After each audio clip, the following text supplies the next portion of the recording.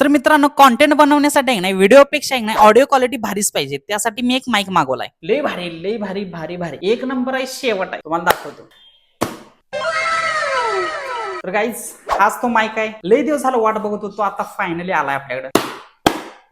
तू म्हणशील एवढा आपटा आलाय कशाला, काय झालं तर रिप्लेस मारायचं. नाही नाही चांगला माणूस आहे, सॉरी. देवाचं नाव घेऊन आता अनबॉक्सिंग करतो बघा. पावती, बिलाची पावती 19,500 म्हणजे 20,000चा माईक आहे.